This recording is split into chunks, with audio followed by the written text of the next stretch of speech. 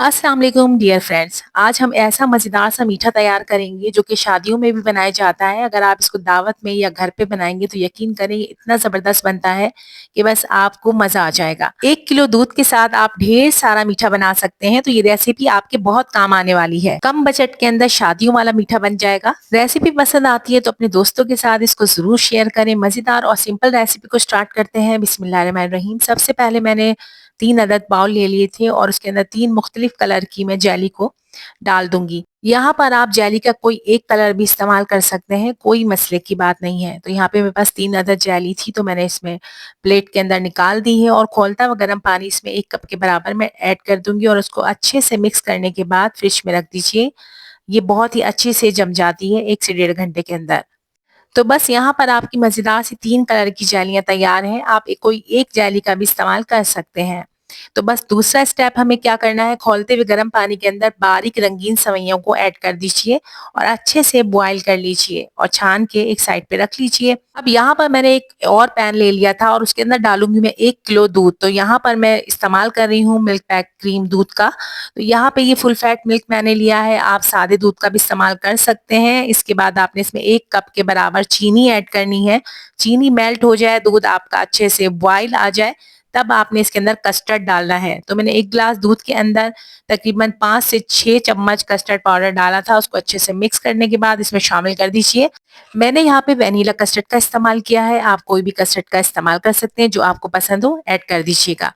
अब यहाँ पर आपने कस्टर्ड की कंसिस्टेंसी को देखते रहना है। अगर बहुत ज़्यादा लिक्विडी हो तो मज़ीद थोड़ा-सा कस्टर्ड ऐड कर दीजिएगा। आपने कस्टर्ड को बहुत ज़्यादा थिक नहीं करना, क्योंकि ठंडा होने के बाद ये थिक हो जाता है। जब ये अच्छे से ठंडा हो जाए तब इसके अंदर हम बाकी की चीज़ें ऐड करेंगे। तो मैंने इसको फ्रिज में ठंडा कर लिया था, एक बाउल में शिफ्ट कर दीजिए। जो आपने सेवइयों को बॉयल किया था उसमें ऐड कर दीजिए। बस आपको बता दूँ कि सेवइयों को छानने के बाद ठंडे पानी से ज़रूर निकालिएगा। इसके अंदर जो स्टार्च होता है उसको ख़त्म होना बहुत ज़रूरी है। तो बस यहाँ पर मैं ऐड कर रही हूँ 1 पैकेट के बराबर डेयरी क्रीम। तो आप कोई भी मिल्क पैक क्रीम ले लीजिएगा, इसमें ऐड कर दीजिएगा, इससे अच्छा फ्लेवर आता है। सेवइयों से पहले भी इसको ऐड किया जा सकता है। बस मिक्स कर लीजिएगा, आसानी से मिक्स हो जाती है। जब ये अच्छी सी क्रीम आपकी मिक्स हो जाए तो यहाँ पे आप फ्रूट्स भी ऐड कर सकते हैं, लेकिन मैं डालूँगी फ्रूट कॉकटेल। इस टाइम पे अगर आपके पास कोई भी फ्रूट घर के अंदर मौजूद हो तो वो भी आप छोटा-छोटा सा काट के इसमें ऐड कर सकते हैं। तो बस मेरे पास यहाँ पे फ्रूट कॉकटेल का टिन पड़ा हुआ था और मेरे पास मज़ीद फ्रूट्स नहीं थे घर के अंदर, तो मैंने इसलिए इसको यूज़ किया है। इसको अच्छे से मिक्स कर लीजिए। यहाँ पे ज़बरदस्त सा आपका कस्टर्ड तैयार है, जो कि बहुत ही ज़बरदस्त लग रहा है, खाने में डिलिशियस लगेगा। अब जो हमने जेलियों को जमाया था उसको अच्छा सा कटिंग कर लीजिए। सर्विंग बाउल के अंदर जब आपने इसको सेट करना है, उस टाइम पे जेली का इस्तेमाल कीजिएगा। तो बस इस तरीके से हम जेलियों को सेट करते जाएँगे और अपने कस्टर्ड को ऐड करते जाएँगे। अब यहाँ पे आप कुछ नट्स भी शामिल कर सकते हैं। अब इसके अंदर आप जो भी चीज़ डालना चाहें डाल सकते हैं, लेकिन ये कस्टर्ड सिंपल भी बहुत अच्छा लग रहा था। बस यहाँ पर मैंने कस्टर्ड और जेली की अच्छी-सी लेयरिंग कर दी थी और ज़बरदस्त सा कस्टर्ड तैयार हो चुका है। ऊपर से मैं थोड़ी-सी नट्स डाल दूँगी बादाम को। आप इस पे गार्निशिंग कर दीजिए और इसको फ्रीज़र में रख लीजिए अगर आपको जल्दी से खाना है। तकरीबन आधे से 1 घंटे के अंदर बहुत ही ज़बरदस्त चिल ठंडा हो जाएगा और आप देख रहे होंगे कि हमारा कस्टर्ड बिल्कुल भी लिक्विडी नहीं हुआ है और बल्कि ठंडा होने के बाद और ज़्यादा थिक और ज़बरदस्त हो गया है।